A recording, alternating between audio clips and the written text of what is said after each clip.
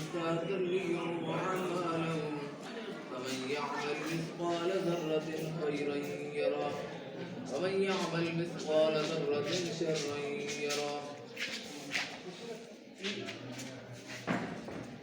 جب زمین اپنی موجات سے ہلا ماری جائے گی اور اپنے اندر کے بھاری بوجھ نکال باہر پھینکے گی تو انسان کہے گا اس کو کیا ہو گیا ہے.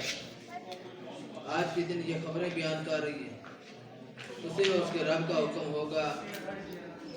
اس دن لوگ گروہ در گروہ اپنے اعمال دیکھنے کے لیے آ رہے ہوں گے. اور جس نے ذرا برابر نیکی کی ہوگی وہ اس کو دیکھ لے گا اور جس نے ذرا برابر برائی کی ہوگی وہ اس کو دیکھ لے گا. یہ سورہ زلزال ہے. 30ویں پارے کی صورت ہے. مدنی صورت ہے. مدینے میں نازل ہوئی ہے اور اس کی 8 آیات ہیں. فکر آخرت کا اس میں درس دیا گیا ہے.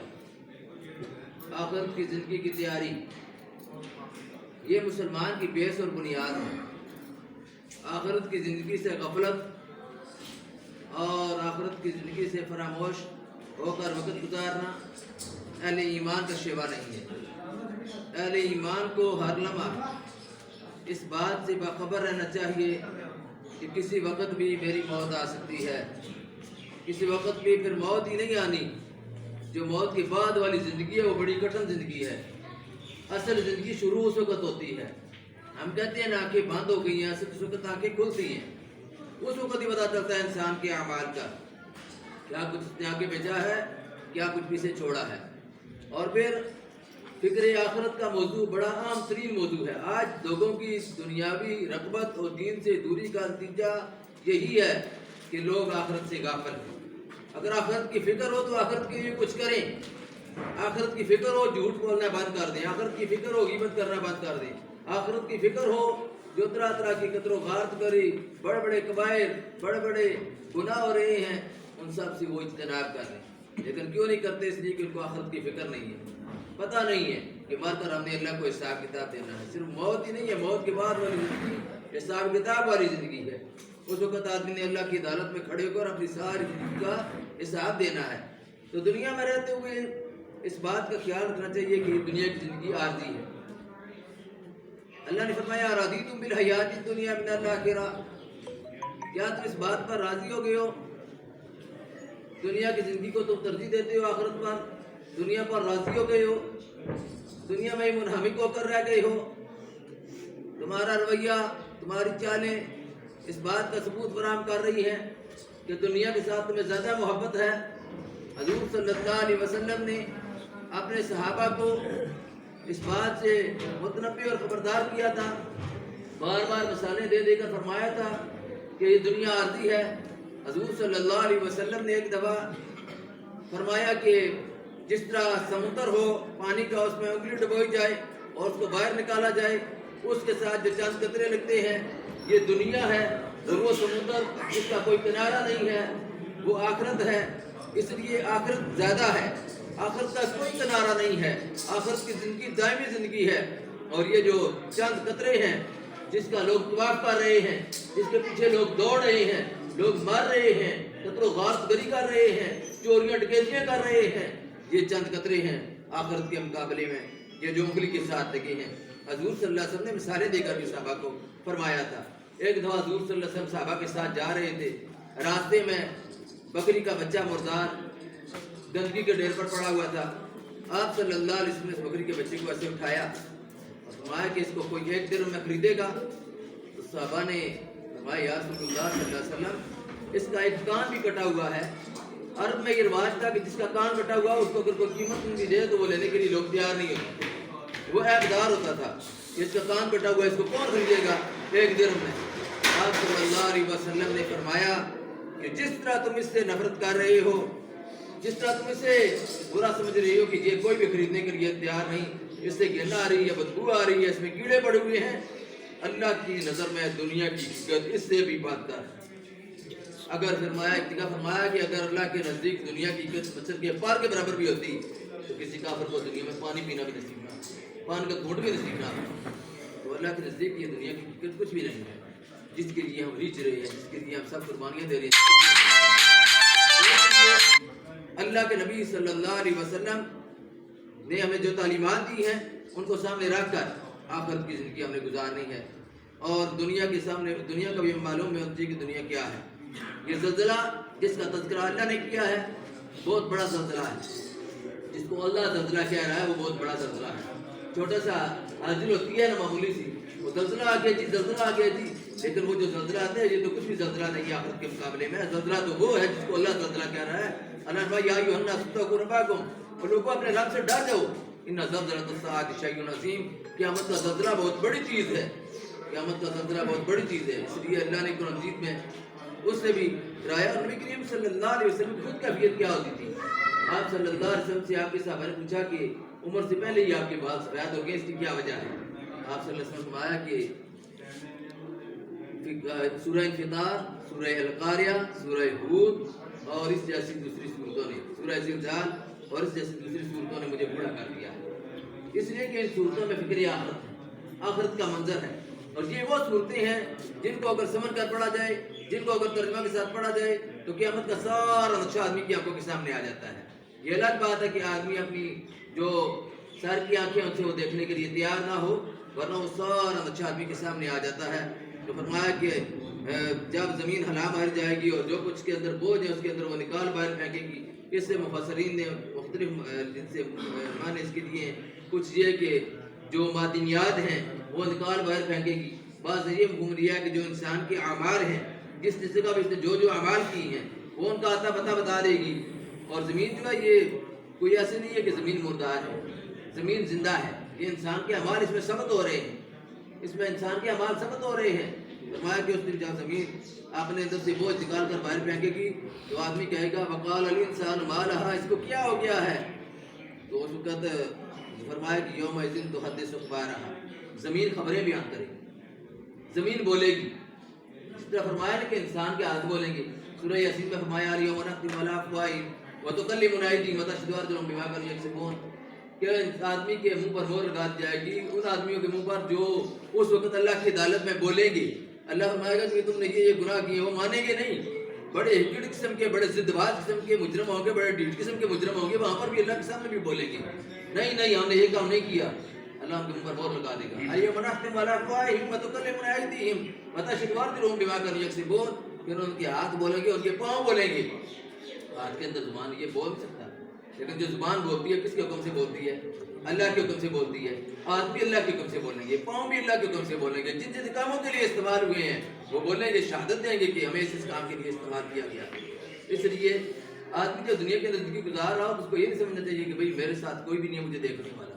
یہ دو فرشتے تو ہیں جو لکھ رہے ہیں انسان کے اعمال، اچھے اعمال لکھنے والا بھی اور برائیاں لکھنے والے فرشتے دو موجود ہیں، کرامن کاتبین، لیکن ان کے علاوہ انسان کے اپنے اعضاء بھی ہیں، اس کے کان، یہ بھی اگر غلط باتیں سے یہ سنے گا، گانے سنتا ہے، بے حیائی کی باتیں سنتا ہے، چغلی سنتا ہے، غیبت سنتا ہے، جھوٹ سنتا ہے، ان کاموں پر اپنے کانوں کو لگایا ہوا ہے تو یہ کان بھی اس کے خلاف گواہی دیں۔ اگر ان کانوں کو اللہ کی قرآن کی طرف لگایا ہے، نبی کریم صلی اللہ علیہ وسلم کے ارشادات کی طرف لگایا ہے، دین کی طرف لگایا ہے، اللہ کے ذکر کے لیے لگایا ہے کہ یہ بات سنیں، ایسی بات سنیں، تو اس کے حق میں یہ گواہی دیں گے۔ اس کی آنکھیں اگر غلط کاری کے لیے استعمال ہوں گی، غیر محرم مردوں کو دیکھنے کے لیے استعمال ہوں گی، اور غلط قسم کے جو ڈرامے، فلمیں، بے حیائی قسم کے مناظر دیکھنے کے لیے استعمال ہوں گی تو اس کی آنکھیں بھی اس کے خلاف ہوں، اور اس کی زبان اس دن اس کے حکم سے نہیں چلے گی۔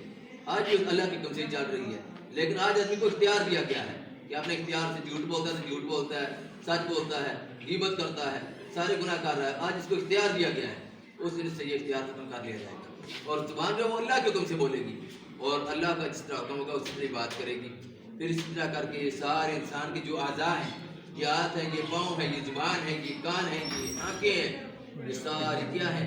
یہ آدمی کے پاس اللہ کی امانت ہے، اللہ کی امانت ہے۔ اگر یہ ان کو صحیح استعمال نہیں کرے گا تو امانت میں خیانت کا مرتکب ہوگا، صحیح استعمال نہ کرنے پر امانت میں خیانت کا مرتکب ہوگا، اور اس سے حساب ہوگا۔ کوئی آدمی بھی آپ کو کوئی امانت دیتا ہے تو آپ کوشش کرتے ہیں کہ مجھے اس نے جس طرح دی ہے امانت میں اسی طرح اس کو واپس، یہ اللہ کی امانت ہے۔ اگر ان کا ہم غلط استعمال کریں گے، غلط کاری پر لگائیں گے، برائیوں پر لگائیں گے، اللہ ہم سے پوچھے گا کہ میں نے تمہیں یہ امانت دی تھی، تم نے میری امانت میں خیانت کیوں کی ہے؟ پھر آپ یہ دیکھیں کہ اللہ نے فرمایا کہ زمین خبریں بیان کرے گی۔ حضور صلی اللہ علیہ وسلم نے ایک حدیث میں فرمایا، یہ بات وضاحت کر دی اس بات کی کہ زمین کی خبریں بیان کرنے سے کیا مطلب ہے؟ صحابہ نے پوچھا تھا کہ اس کا کیا مفہوم ہے کہ زمین خبریں بیان کرے گی؟ آپ صلی اللہ علیہ وسلم فرمایا کہ جس جگہ تم بیٹھ کر کوئی بھی کام کرتے ہو وہ تمہارے حق میں یا تمہارے خلاف زمین اس دن گواہی دے گی، شہادت دے گی. اچھا کام کریں گے ہمارے حق میں زمین گواہی دے گی. یہ زمین کا ٹکڑا ہمارے حق میں گواہی دے گا کہ یہاں پر ہم بیٹھ کر درس قرآن دے رہے تھے اور درس قرآن سن رہے تھے، نیکی کے کام کے لیے جمع ہوئے تھے. اور جس کا برائی کے لیے کوئی آدمی کوئی برا کام کوئی کرتا ہے تو وہ زمین کا ٹکڑا اس کے خلاف اس کی گواہی دے گا کہ اس نے اس کام کے لیے اسے استعمال کیا ہے. فرمایا بِأَنَّ رَبَّكَ أَوْحَىٰ لَهَا، یہ جو خبریں زمین بیان کرے گی. آدمی اس سے پریشان ہوگا کہ یہ زمین خبریں بیان کرنے شروع کر دی ہے، میرے اندر باتیں کر لی ہے زمین. تو فرمایا کہ اس نے اللہ کو اس کا حکم ہوگا بِأَنَّ رَبَّكَ أَوْحَىٰ لَهَا، اللہ نے اس کو کہا ہوگا، اس لیے وہ اللہ کے حکم کی پیروی میں، اللہ کے حکم کی اطاعت میں بول رہی ہوگی اور وہ اللہ کے حکم کی اطاعت کر رہی ہوگی. فرمایا اس دن کیا ہوگا؟ یومئذ یصدر الناس واشتاتا لیروا اعمالهم، اس دن لوگ گروہ در گروہ آ رہے ہوں گے، پارٹیاں ہی پارٹیاں، جلوس ہی جلوس آ رہے ہوں گے. کس لیے؟ لیروا اعمالهم، اپنے اعمال کو دیکھنے کے لیے کہ آج ہمارا کیا بنے گا. کیفیت یہ ہوگی کہ سارے ننگے ہوں گے، عورتیں بھی اور مرد بھی. حضرت عائشہ صدیقہ رضی اللہ تعالیٰ عنہ نے رسول صلی اللہ علیہ وسلم سے پوچھا کہ اگر سارے ننگے ہوں گے تو اس پر لوگوں کی خیالات کی ضرورت ہوں گی. آپ صلی اللہ علیہ وسلم نے فرمایا کہ وہ دن اتنا مشکل ترین دن ہوگا، اتنا خوفناک روزناک دن ہوگا کہ کسی کا کسی کی طرف دھیان ہی نہیں ہوگا، ہر ایک کو اپنی اپنی مصیبت اور پریشانی کے عالم آراتی ہوگا. تو اس لیے ایسی کیفیت ہوگی، لوگ اعمال اپنے دیکھنے کے لیے آ رہے ہوں گے، جوک در جوک آ رہے ہوں گے، جلوسوں کی شکل میں آ رہے ہوں گے، پارٹیوں کی اور جتوں کی شکل میں آ رہے ہوں گے. آ کر کس لیے آ رہے ہوں گے؟ لیروا اعمالهم، تاکہ اپنے اعمال دیں. فرمایا فمن یعمل مثقال ذرۃ خیرا یرہ، جس نے ذرا برابر نیکی کی ہوگی وہ اس کو وہاں دیکھ لے گا. کسی کی نیکی مطلب ضائع نہیں جائے گی. چھوٹی سے چھوٹی بھی نیکی اگر کی ہے نا، ذرا سے ذرا نیکی بھی کی ہے، ذرا کہتے ہیں وہ جو ریت کا ذرا ہوتا ہے چھوٹا سا، اس کو کہتے ہیں ذرا، اتنی بھی نیکی اگر کی ہے وہ اس کی ضائع نہیں جائے گی. اللہ اس کو سنبھال کر رکھے گا اور اس کو اس نیکی کا بھی اجر ملے گا. اس لیے چھوٹی چھوٹی نیکیوں کو بھی حقیر نہیں جاننا چاہیے. اگر کسی کو ہنس کر ملتا ہے، خوش ہو کر ملتا ہے، اپنے بھائی کو السلام علیکم مسکرا کر ملتا ہے، اس کا یہ ملنا بھی نیکی ہے. راستے سے پتھر ہٹا دیتا ہے، اس کا یہ پتھر ہٹانا بھی نیکی ہے. راستے سے کانٹا ہٹا دینا، اس کا کانٹا ہٹا دینا نیکی ہے. وہ کسی اپنے مسلمان بھائی کے ساتھ ملاقات کے لیے جاتا ہے تو بہت بڑا اس کا اجر و ثواب ہے. اور اس پر اللہ تعالیٰ راستے میں فرشتے کھڑا کر دیتے ہیں، جو فرشتے اس کے ساتھ مسافر کرتے ہیں کہ یہ اپنے مسلمان بھائی کے ساتھ صرف اللہ کی رضا کے لیے ملاقات کرنے کے لیے آیا ہے، اس کا کوئی دنیاوی مقصد نہیں ہے. اس لیے یہ سارے کام نیکی ہیں. اور ان سب چھوٹی چھوٹی نیکیوں کو، پانی بیٹھ کر پینا، سنت طریقے کے مطابق پینا، سنت طریقے کے مطابق روٹی کھانا، سنت طریقے کے مطابق بات میں جانا، بیت الخلاء سے لے کر بیت اللہ تک تمام احکام اگر وہ کرتا ہے سنت کے مطابق تو اس کو یہ سارے کام کرنے کیا ہے؟ یہ نیکی ہیں. اور جو چھوٹی چھوٹی نیکیاں جن کو سمجھتے ہیں یہ تو حقیر نیکی ہے، اس کو کیا کرنا ہے؟ تو اس وقت پھر وہ نیکیاں بھی جو چھوٹی چھوٹی نیکیاں ہیں وہ ساری اکٹھیاں کر کے وہ جیسے کہتے ہیں بوند بوند تالاب بن جاتا ہے، وہ بھی تھوڑی تھوڑی کر کے بہت زیادہ نیکیاں اکٹھی ہو جائیں گی اور ساتھی کو اس کا اجر دیا جائے گا. لیکن ایک اور بات بھی ہے، یہ تو نیکیوں کا حساب ہے، برائیوں میں بھی غفلت کا مظاہرہ نہیں کرنا چاہیے. یعنی کہ یہ تو چھوٹی برائی ہے، خیر میں رہے کر لے تو کی ہے، چھوٹا سارا گناہ ہو گیا کی ہے، خیر ہے نہیں. فرمایا ومن یعمل مثقال ذرۃ شرا یرہ، وہاں پر بھی فرمایا کہ اگر ذرا برابر کے برابر بھی اگر برائی کی ہوگی تو وہ بھی وہاں پر آ جائے گی. ذرا برابر اگر برائی کی ہے تو وہ بھی وہاں پر آ جائے گی. نیکی کس نیت سے کی ہے، برائی کس نیت سے کی ہے، وہ بھی سب کچھ سامنے آ جائے گا. کیونکہ ان اللہ علیم بذات الصدور، اللہ تعالیٰ جو دلوں کے اندر چھپا ہے جو کچھ اس کو بھی جانتا ہے. دلوں کی تہوں کے نیچے جو کچھ چھپا ہوا ہے وہ سب کو اللہ کی ذات جانتی ہے. جو آدمی اعمال کرتا ہے کس نیت سے کرتا ہے، کس ارادے سے کرتا ہے، اس کو بھی اللہ تعالیٰ جانتا ہے. تو اس لیے ذرا برابر نیکی ہوگی تو اس کا اجر و ثواب ملے گا، ذرا برابر اگر کوئی برائی ہوگی تو اس کی سزا ملے گی. تو اللہ تعالیٰ بہرحال معاف کرنے والا انسان اگر دنیا کی زندگی میں رہتے ہوئے اللہ سے معافی مانگ لے، استغفار کر وہی اختیار کر لے تو دنیا کی زندگی میں اس کے لیے ابھی راستہ کھلا ہے، ابھی توبہ کا دروازہ کھلا ہے اور ابھی نجات کا دروازہ کھلا ہے. چاہے گا تو معافی مانگے گا تو اللہ تعالیٰ اس کو معاف کر دیں گے. معافی کا فرمایا کہ جب تک آدمی کی سانس نہیں پڑتی اس وقت تک اس کے لیے معافی کے لیے چانس موجود ہے. وہ اللہ سے معافی مانگ لے، اپنی نمازوں کی پابندی کرے، قرآن کی تلاوت کی پابندی کرے، اللہ اور اس کے رسول صلی اللہ علیہ وسلم کے جتنے بھی احکامات ہیں ان پر عمل کرنے کی کوشش کرے. ایسا نہیں ہے کہ چھوڑ دیجیے تو مجھ سے ہوتا ہی نہیں ہے. پھر یہ بھی یاد رکھیں کہ اللہ کے ساتھ حقوق العباد کا بڑا عمل. حضور صلی اللہ علیہ وسلم نے فرمایا کہ صحابہ کو فرمایا کہ اتدرون من المفلس، تو جانتے ہو مفلس کون ہے؟ صحابہ نے کہا کہ یا رسول اللہ صلی اللہ علیہ وسلم ہم تو مفلس اس کو کہتے ہیں جس کے پاس درہم دینار نہ ہو، غریب ہو. آپ صلی اللہ علیہ وسلم نے فرمایا کہ میری امت کا مفلس وہ ہوگا کہ جو نمازیں بھی لے کر آئے گا، روزے بھی لے کر آئے گا، حج بھی لے کر آئے گا، زکاتیں بھی لے کر، صدقات بھی لے کر آئے گا، نیکیوں کے انبار لے کر آئے گا، لیکن فرمایا اس نے کسی کو مارا ہوگا، کسی کو مارا ہوگا، کسی کو گالی دی ہوگی، کسی پر تہمت لگائی ہوگی، کسی کی عزت پر حملہ کیا ہوگا، کسی کو قتل کیا ہوگا، یہ سارے گناہ جو اس نے کیے ہوں گے، فرمایا کہ وہ سارے بندے جمع ہوں گے اور اس کی نیکیوں کے انبار یہ بھی ایک طرف ہیں۔ اب وہ بندے جو بیٹھے ہوئے ہیں بے شمار ہیں جن کے اس نے حقوق غصب کیے ہوئے ہیں۔ اب یہ آدمی اس عدالت میں بیٹھا ہوا ہے، اللہ تعالیٰ جب پوچھیں گے اس کی ساری نیکیاں ان لوگوں میں تقسیم ہو جائیں گی جن کے اس نے حقوق غصب کیے ہوئے ہیں، نیکی اس کی تقسیم ہو گئی، اب اس کے پاس نیکیاں کوئی نہیں رہی، لیکن بندے تو موجود ہیں، وہ کہتے ہیں جی ہمارا بھی حق کس نے غصب کیا، ہمارا بھی حق کس نے غصب کیا ہے، ہمارا حق بھی مارا ہے، تو کیا ہوگا؟ پھر ان لوگوں کے گناہ اس آدمی کے نامہ اعمال میں بھیج دیے جائیں گے، ان لوگوں کے گناہ اس آدمی کے نامہ اعمال میں بھیج دیے جائیں گے۔ فرمایا ثم طرح فی النار، پھر گناہوں کے ساتھ لدا لایا جہنم کی آگ میں بھیج دیا جائے گا۔ دنیا میں بڑا نیک تھا، بڑا پرہیزگار تھا، بڑا پارسا تھا، لوگوں کی بڑی بڑی مثالیں ہیں۔ میں ایک آدمی کے متعلق نام کسی کا لینے کی ضرورت نہیں ہوتی، ایک آدمی کے متعلق میں نے دیکھا کہ وہ آدمی بڑی داڑھی رکھی ہے، ماشاءاللہ ٹوپی پہنی ہوئی ہے، پرما لیا ہوا ہے، سوال گھٹوں کے اوپر ہے، وہ پٹواری کے پاس سے اٹھ کر جا رہا تھا۔ میں نے اس کو کہا کہ بھائی یہ تو بڑا آدمی بدلا ہوا ہے، پہلے تو اور طرح کا تھا، نہ اس کی داڑھی تھی نہ نماز تھی۔ تو مجھے وہ پٹواری کہنے لگا کہ آپ کو معلوم ہے یہ میرے پاس کیوں آیا تھا؟ مجھے یہ بات تو نہیں معلوم۔ یا پھر آپ اس کی گارنٹی ایسے دے رہے ہیں؟ یہ بڑا نیک آدمی ہے، بڑا شریف آدمی ہے۔ یہ اس لیے آیا تھا کہ اپنی بہنوں کے جو زمین کی جائیداد کے حصے ہیں نا، وہ کہتے ہیں کہ وہ میرے نام کر دو اور میں تم کو اتنے پیسے دے دوں گا، وہ اسے میرے نام کر دو۔ اب وہ شریف آدمی، نیک آدمی، اس طرح کے لوگ جو لوگوں کی آنکھوں میں دھول چونکنے والے ہیں، بظاہر طور پر نیک ہیں، لیکن اندرونہ تو اللہ ہی جانتا ہے۔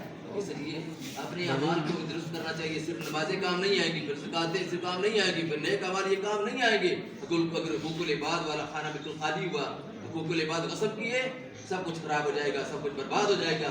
اس لیے اس طرف بھی نظر کرنی چاہیے کہ حقوق اللہ بھی ادا ہوں، حقوق العباد بھی ادا ہوں۔ حقوق اللہ اللہ معاف کر دے گا اگر چاہے گا، اگر چاہے گا، گرانٹڈ نہیں ہے، لیکن حقوق العباد جب بندہ معاف کرے گا تو اللہ معاف کرے گا، بندہ نہیں معاف کرے گا تو اللہ بھی معاف نہیں کرے گا۔ اس لیے دنیا میں بھی موقع ہے، ابھی ہمارے پاس وقت ہے کہ ہم ان لوگوں کے ساتھ جا کر معذرت کر لیں جن کے ساتھ ہم نے زیادتیاں کی ہوئی ہیں کہ بھائی صاحب ہم سے بڑی غلطی ہو گئی ہے، ہم سے زیادتی ہو گئی ہے، ہم سے معافی کے لیے آئے ہیں۔ دنیا میں وقت ہے، یہ وقت گزر گیا پھر آخر میں پکڑ ہوگی۔ اللہ سے دعا اللہ میں عمل کی توفیق نصیب فرمائے۔ واخر دعوانا الحمدللہ رب العالمین۔